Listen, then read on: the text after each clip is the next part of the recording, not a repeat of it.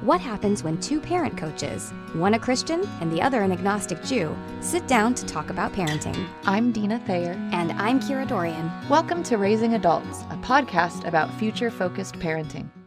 Hi, everyone. Thank you for tuning into today's episode. We just wanted to say a huge thank you to our listeners. We're kind of rounding out the season now. We've got a couple more episodes. Our final episode, we told you before, was going to be at the end of May. We were wrong.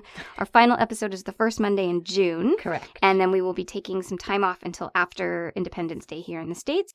And so today we are going to talk about health and nutrition. And how do we foster good habits in this area with our children? What are some things that we've seen are working or have worked in Deana's case? And what are some things maybe that I wish I'd done differently? Let's be honest. We all know I have chicken nugget children. So Deana, do you want to start? Sure. Yeah, I have a pretty interesting why on this one, and it was to do with my own childhood.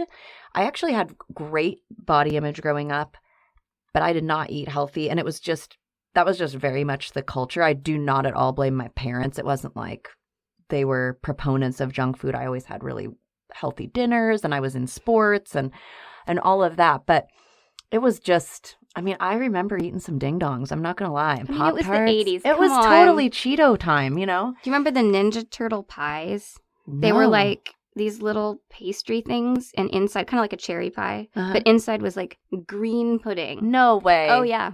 Okay, I don't remember that, but I do remember those Hostess pies. I just remember a lot of junk, and I survived, and I didn't ever feel shamed about that, or because I was active and busy, and it was fine. But I did have a close friend, who was anorexic, and so I watched what can happen when there's too much focus on what's healthy, and this gal was from a family that really emphasized it, and so it really kind of brought home for me, even as I was maybe in middle school, just wow, so there is a way you can go too far the other way, because I knew I was eating junk and it was fine because I go to sports 87 times and whatever, but what I saw was, wow, some families who care about that, I wonder if that can go, I remember having questions about it, I wonder if that can go too far then, and again, those are the kind of anxiety disorders that are certainly not a parenting mistake's fault. You know, it's not, something you did or didn't do necessarily. But I just remember thinking about that even at a young age. And also, I'll be honest, as a young lady who was a gymnast, I was in a sport that very much focused on your body and your physique. And I was told more times than I can count that I was too tall to be a gymnast and that I wasn't petite enough. And I will have to say, never by my own coach. She was amazing and affirming and wonderful, but I heard it a lot because I wasn't 4'9" and 80 pounds. That just was not ever me. But so my why came a lot from those younger years. And then as I went into parenting, I was like, okay, so I actually have an opinion about this now. And I will be honest, I did not steer my kids toward gymnastics. I let them do it recreationally, but I never encouraged or, hey, do you want to try out for the team? Nope. And I'll be honest, that was on purpose. And I also have tried to talk a lot about healthy food, but never as it relates to how you'll look. And the other thing I was very careful about was not, you look skinny, but things like, don't you feel great when you exercise because you feel so strong? So my vocabulary was very important to me. And that could be because I'm a word nerd anyway. But I'm just saying, for me, a lot of times our listeners will hear me talk about communication, but I think it's huge. And the kind of vocabulary we use around our children matters. And so I was careful with my words because of what had happened when I was growing up and the sport I was in and all of that. So that was long-winded. I took a turn being long-winded today. But welcome to my hopefully world. It made sense. I think it did. And I actually totally agree with you. And I'm not a word nerd. The vocabulary was huge and continues to be huge for us. My why is that I have had a weight problem since I was 6. And my mom always had a weight problem since I was born. And I think there's so much in this conversation that's about modeling, because I remember being 8 years old. My mom was always on a diet, and I was 8 years old, and I said, "Can I do it with you?" And she said, "Sure."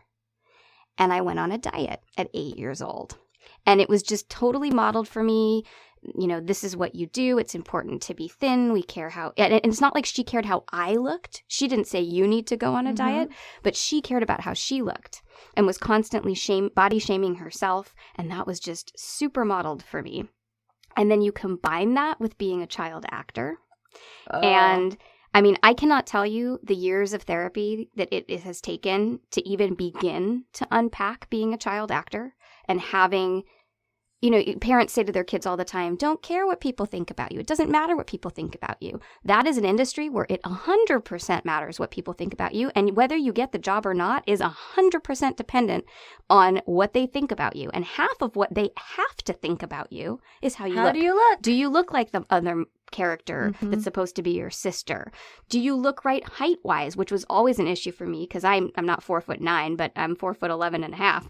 So it was so much about looks, even when it wasn't about weight. It was so much about looks and so much about actually having to care what other people think. You combine those two things, oh my goodness, that's a recipe for disaster. For sure.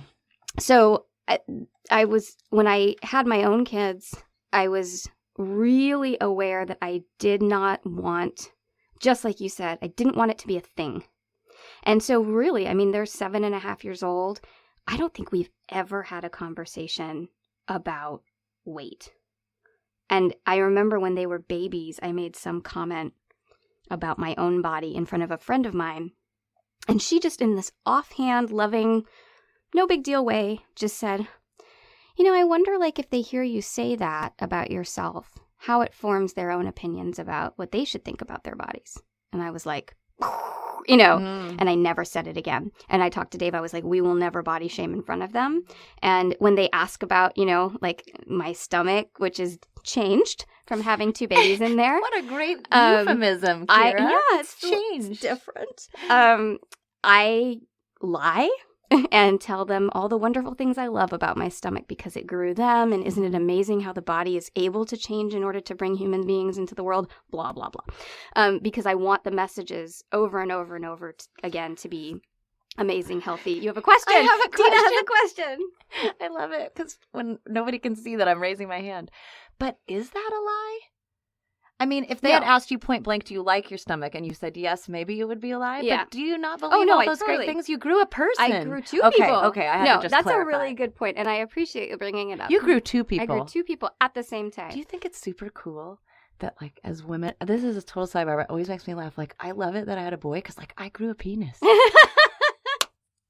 I just think that's cool. It's pretty amazing. All right, that's no more penis we have envy to for mark you. it E Like, now? I've grown one. I've been there.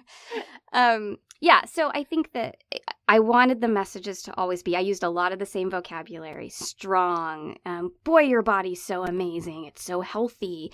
And the one conversation we had, this was really recent, Rhiannon said to me, Mommy, am I thin? And I was so glad that I do the questioning thing because I said, why do you ask? And she's super tiny. She is. But it was like you, I didn't, even though she is perfectly healthy and gorgeous body, I never wanted it to be like, you're so thin and beautiful. Your body's so gorgeous. I just didn't want to make it a thing. So I said, why do you ask? And she said, well, someone at school said that if you can feel your ribs, you're thin, and I can feel my ribs. And I was so glad that I asked because it was a totally different question than I thought, right? So worthwhile to check in sometimes with what they're actually asking. Yeah. And so I said, well, to me, sweetheart, your body is perfect for you. You have exactly the body that you're supposed to have. It's beautiful and healthy and strong. And she was like, okay. And that was... Moved on. That was that. Mm-hmm. But then it did, later, I think something came up about someone who was overweight. And she even said something like, but I love that their body is theirs and it's just right for them. And I was like, yep. And that's kind of the message that I wanted to send over and over again. But then for me, it was this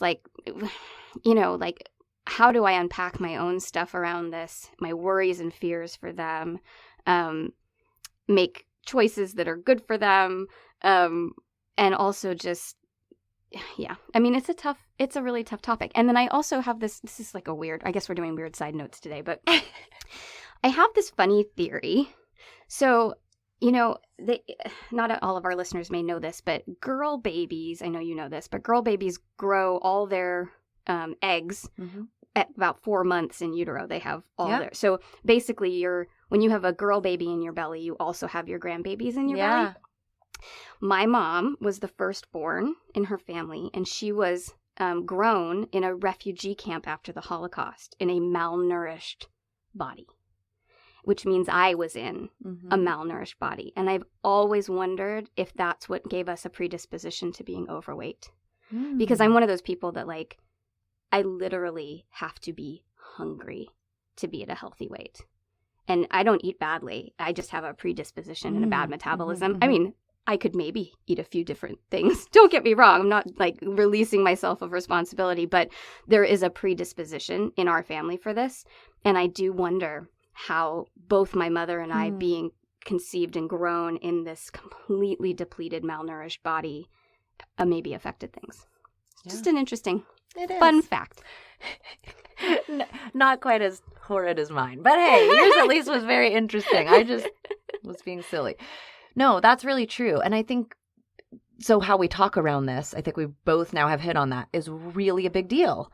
And then you can also follow that up, though, I think, with some practical things. And it doesn't mean, I really wanted to be careful. And I'm going to say this, I'm outing myself. I'm careful about this with my children because I'm bad at it, which is I tend to categorize, at least in my mind, and sometimes I have fallen off and said it out loud. I mean, there's a lot of things on this episode I'm going to have to say this is where I've done poorly. But I tend to categorize foods as good or bad. And even when I don't always say that, I'm sure thinking it. Oh, that's bad. I shouldn't have that. Or that's in the good realm, so it's okay. And so I think one of the areas I tried to be careful, and I'm saying as they've gotten older, I've gotten worse because I think it's easy to be like, well, now they're old enough to put on their own filter or whatever. So I'm not always great at this now, just being totally honest, but is not saying a certain kind of food or a category of food is just inherently bad. Let's not like food shame, because there's a place, I think, almost for almost every food. Now, some foods are just like, they really are, you're eating a package of chemicals or drinking a bottle of chemicals. Like, we can just be honest about that. But also sometimes those just bring you pleasure. And I don't think that's even bad to sometimes just have a treat. So I tried to be careful about not bad foods, good foods. Although saying privately, but not so privately, to everyone listening, I'm terrible at that. Well, I totally think of things as good and bad. I love at my kids' school, they talk about sometimes foods. Oh, yeah. And all the time foods and special foods. So it's like, you know, the all the time foods, fruits, vegetables, protein, blah, blah, blah. Sometimes foods, ice cream, you know, and then like special treat is like a candy, you know, something, because even in ice cream, there's like some protein, and, you know, or there's, you know, dairy products in it, but, you know, bright orange Doritos, maybe that's a once in a while. Yeah, maybe that's probably not natural. Special treat. Yeah, food. It's a special occasion. So yeah, we definitely stayed away from that, and we talk a lot. I mean, my kids are super picky eaters, and this is an area not of strength in our family, but when I was sitting down to think about this episode, I was like, you know, there are quite a few things that we're doing well around this. Tell us. Well, what are some things you think are going well? Here's what's going well. My kids only drink water. They have always only drunk water. And they're 7. Yeah. So let's just take a moment for that. Yeah, they had their first sip of soda this year. And now Dave and I don't really drink it. So that was a choice we made not to really have it in the house because we didn't want them to drink it. Reese does get a small glass of orange juice in the morning because he had a dairy sensitivity for a long time, and that was how we got calcium. But other than that, I mean, it's just, there's not even a question. Water, sometimes bubble water.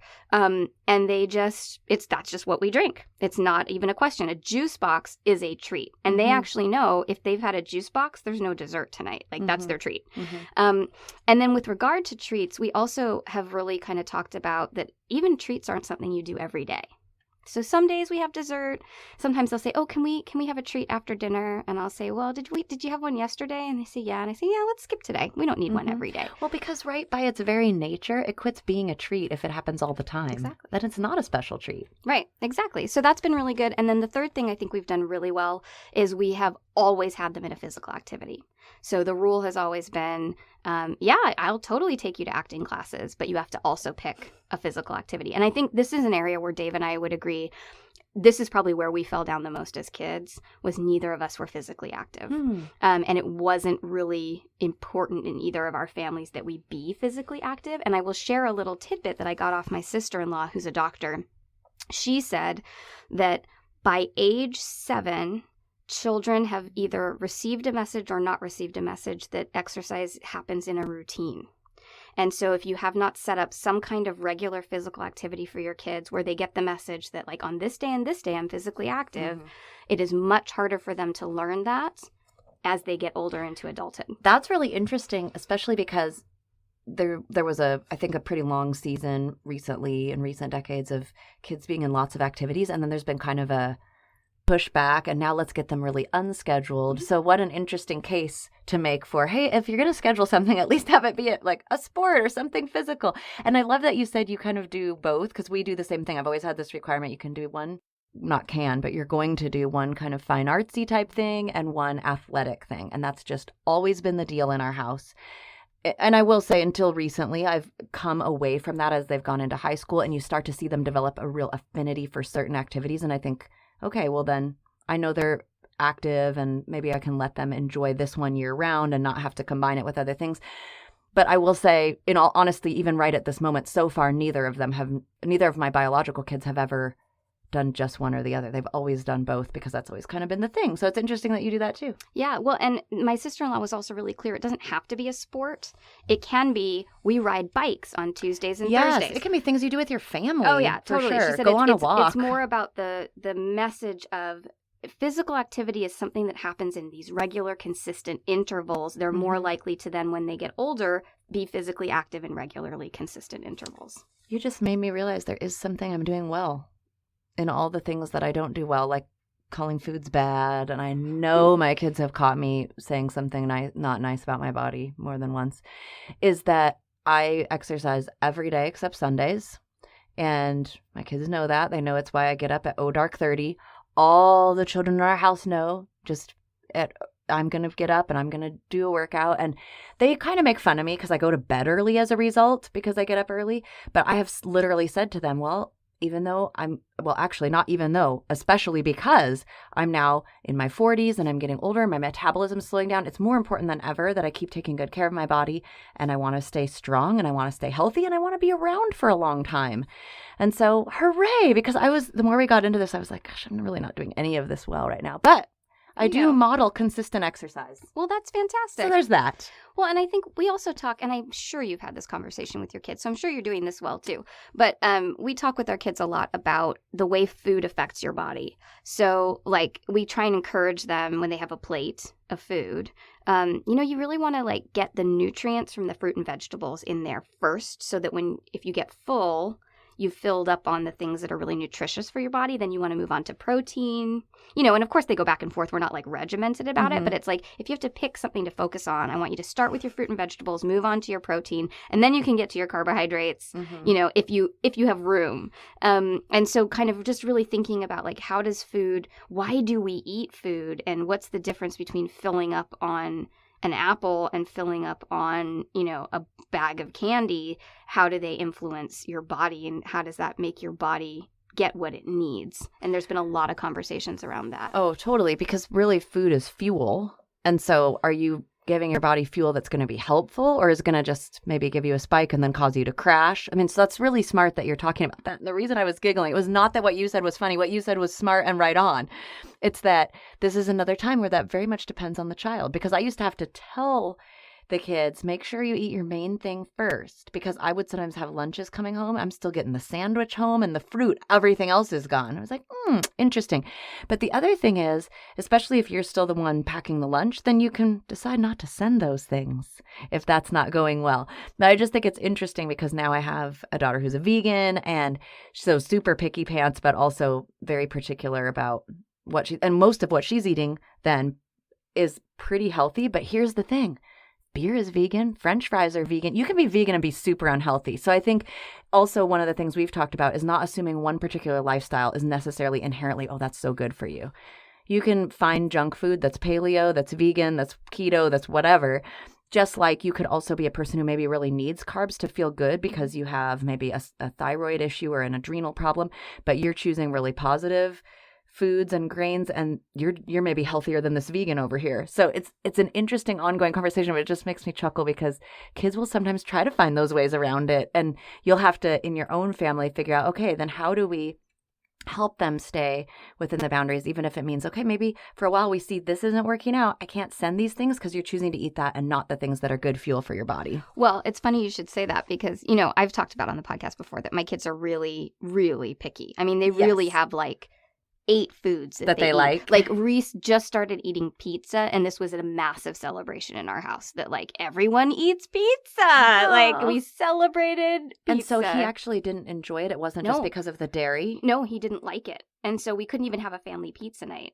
So it was like, we've added a food. We've added pizza. But my point is that, I've talked about the fact that they're very picky. And I would say that if you actually looked at the nutritional breakdown of what they eat, they do okay. They just eat the same things for over and over. Yeah. And they really don't eat vegetables at all. They eat carrots. That's it. Saying that, the other day they were in the car and one of them said to me, so-and-so at school gets a treat every day in their lunchbox. Can we do that? And I said, well, the problem is I bet that so-and-so also eats a lot more foods than you do and is getting their nutrition every single day. Their body's getting everything they need. Mm-hmm. And so their mom probably feels really comfortable letting them have a little treat every day at school. I said, I don't feel comfortable with that because I know that it's really hard to get you to meet your nutritional needs every day. Mm. And guess what? Guess who started trying some new foods? What? My children. It was like, and I'm sure, I mean, I don't want to get up here and be like, and my motivational speech really worked. You won the day. They wanted the candy. Let's be honest. They were real. Like, this is what I have to do to get the candy.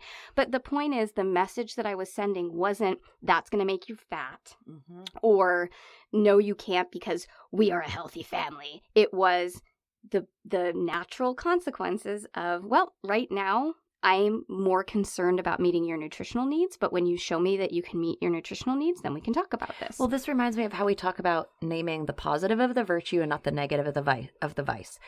I'd like to see your walking feet rather than don't run. So this is the same kind of thing. You didn't shame the candy or shame them. You just said what was good about these other foods and why that mom was probably comfortable providing this fun treat. So it's so much, again, kind of goes back to the communication and the language around it. It's not, oh, the candy's bad or you're bad. It's, oh, well, these other things are great. And I would imagine they're probably getting those. Mm-hmm. And we don't even know that that's true, but it worked out pretty well for you. It sure did. And then it was funny because my kids see my dad every Sunday morning. And he said that I can't remember what we were doing. We were doing something. Oh, it was the big Easter egg hunt. Uh-huh. And so he offered Rhiannon some hot chocolate at breakfast and said, would you like a special treat? Would you like some hot chocolate? And she said, no, Poppy, we're doing the Easter egg hunt this afternoon and I know I'm going to have some candy there. So I would prefer not to. And he texted me and was like, I can't believe she just said this to me. And I was so proud. It was like, okay, they are getting this message mm-hmm. in a good, positive way. Well, and the thing is, what happened there is ultimately what kind of all of parenting is about, is you're teaching them to be their own regulators, because we aren't always going to be there to say, you can have this, but not that, or here's the boundary over here. Eventually, they have to have that internally to make those decisions. So we aren't teaching our kids what to think when we're parenting. We're teaching them how to think, and how to decision make. And she had already learned at 7 enough to know, oh, I know a treat is coming later. I'm going to not choose to have 2. Because here's the other thing. We talk a lot about character traits. That's also an integrity thing. You might not have known about the hot chocolate. Yep. She could have chosen to have 2 treats and didn't. So there's been some amazing teaching there already of self-regulation, which is, I almost feel like the main point of parenting is for them to be their own filter. Yeah. It's huge. I was really proud of her. You should be. That's really incredible. Yeah. So one other just practical thing that I think can be helpful but you do have to be careful, as with anything, that it doesn't become legalistic or obsessive, because I think almost anything can go too far, right? You can have a really positive thing that goes in the ditch if you do it too much. But I really like that I've taught my kids to be label readers. Now that they're old enough to read the labels on foods, we talk about that kind of thing. And I really didn't do this until I was an adult. I'll be honest. I just picked the foods I liked. And now I've learned to look for things, especially sugar. We talk about if it's in the first 5 ingredients, that's probably not a food we're going to bring home. Processed foods, things like that. So I think that makes you an informed consumer. Of course, people can go too far. And, oh, if there's one thing I can't pronounce, the food is the devil, whatever. I'm not suggesting that. But I'm suggesting even as you train your children to eventually be shoppers, they're going to learn things like coupons and bargain shopping and how do you choose what's a good deal. And we talked a little bit about this even in the consumerism episode, but also how do you be an informed consumer around your own nutrition and what you put in your body. It is wise to read what is in the food because that's going to go in your body. And I think there can be even some truth to the long things you can't pronounce. If you don't know what it is, does your body? What's it going to do with it? So we talked about that even when they were small, but I wasn't much of a label reader. I'm just, again, I was all over the place today. Here's where I was wrong. Here was where I was wrong. But I wasn't good at this. And so I think that can be a positive thing too. Again, as long as you don't carry it into crazy land, but just knowing what's in your food and teaching kids to look at that stuff. And then as you grow up and shop, make sure you're aware of the ingredients you're consuming. Yeah, I really love that. I think that is so important. And it reminds me of something else I was going to say, which is that the one thing we've been really strong about in our house is, especially once my mom got sick, was eating foods that are non-toxic. So no high fructose corn syrup, no E numbers, trying to go organic when we can. But what I will say is we treat it a lot like we treat our screen time. So that's how we eat at home. Mm-hmm. And when we go out for dinner or at a party, whatever. You want the chips? Have the chips. You want a juice box? It doesn't have to be an Honest Company juice box. It can be Minute Maid. That's fine, right? So that it's about what are we doing regularly at home? And then where is that flexibility so that we don't get so rigid? That's so true. And the other thing that's nice about that is often at restaurants or at other things, you can't be as in control of that and don't need to be unless you have an allergy or something. Mm-hmm. So it leaves room for that. And I love the idea with anything, with discipline, with screen time, that you teach what's the exception and what's the rule. And so the rule is we eat healthy, and the exception can be, where we don't have as much of a say in it, we're not going to freak out over it. Mm-hmm. And one last thing I want to say, and then we will wrap up. But for sure. With my picky eaters, something I just happened onto, so I'm not giving myself any credit for this other than it fell out of my mouth and seemed to work. Okay. I explained to them one day the difference between really not liking something and something not being your favorite but still being good for you. And I said, if something is like gross, like you actually gag when you eat it, I don't expect you to eat that. But there's going to be foods sometimes you eat because they're good for you. Like I said to them, I eat a lot of salad. I'm not a huge fan of lettuce, but I eat it because it's really good for me. But I'm also not grossed out by lettuce. Mm-hmm. And that made a major change, especially for Rhiannon. Just the other night, we grilled up some chicken with a marinade that she'd never tasted before. And she said, Mom, this isn't my favorite, but I'm going to eat it because it's got good protein in it. And it doesn't make me gag. So I think I can probably eat this tonight. And I was really proud of her because I think as adults, we do that, right? Like vegetables aren't every adult's favorite food, but we pile our plate with vegetables because they're good for us. So what an important distinction. But it's also nice to clarify that it's not because there are some things, even for me as an adult, that I can't do it. And so to not force, because I think that would be another thing we would both agree. It's never about like clean your plate. You have to, because everybody has a different palate, even for textures. I know a lot of the issues for Sienna were really around texture, not taste. Mm-hmm. And so I wasn't going to have her eat things that felt so uncomfortable in her mouth they were making her gag. Nobody wants to do that. So what a great distinction. It was an interesting insight for me into, they're not picky because they're actually grossed out by everything. Mm-hmm. They're picky because they don't understand yet that they currently were thinking that everything they put in their mouth should be their favorite thing. It should be delicious to them. And it was really eye-opening to me, like, that's what's going on here. Okay, well, I can break that down for them. And it's been, I will say, huge improvements in our house with the addition of pizza and with this additional thought. And then we also did, I know a lot of families do this, and it was with moderate success, but the no thank you bite. So to just give it a try, but then if you really don't care for it. And that sort of worked. And then what we did was we actually changed gears at one point, and I called it a consideration bite, and I required 2. And that's helped immensely too. I need you to at least consider this food, and you're not going to just consider it by like sticking your tongue out and barely touching it. You have to actually put a whole bite in your mouth, and you have to do it twice, because sometimes we don't like things right away, and then we give it another try and we go, actually, maybe I like that. And the consideration bite has helped immensely. Mm-hmm. So just a couple. Well, and encouragement, it does get better. Like I'm able to say, you're going to have a serving of vegetables before you have seconds of pasta or whatever. And as long as I know it's not a gross me out, gag me food, I know I can ask for that. And I do think that comes with time and maturity too. But what a great way to handle it in the meantime. We're going to give it a try. Mm-hmm. We're going to give it another try. But it is okay at the end of the day. If it's a super no, they can say no. Yeah. I think there has to be some room for that. There's so few things younger kids can control.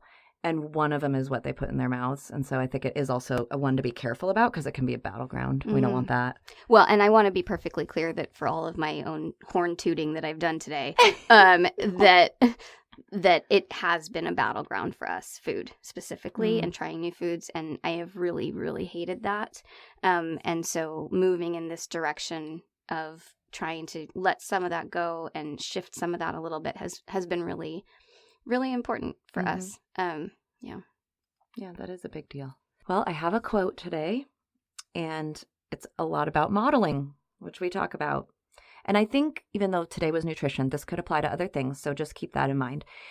And this is from Hannah Gwari Ma, and it says, I believe that the best way to inspire a quality or even a habit in our kids is to cultivate it in ourselves. This means that parenting is a constant journey of learning and growth, of looking outward toward my children to see the areas in which I need to work on improving myself. Ain't that the truth? Parenting is kind of like holding up a big full-length mirror to your own ish. It's true. Well, we hope you enjoyed today's episode. If you have any questions and you want to write in, we love doing those spin cycles. info@futurefocusedparenting.com. You can find more information on us on that website. And don't forget to rate and review the podcast. We're so grateful for those. And follow us on Facebook and Instagram @Raising Adults Podcast or @FutureFocusedParenting. Raising Adults is produced by Kira Dorian and Deana Thayer and recorded in my laundry room. Music by Seattle band Hannah Lee. Thanks for listening.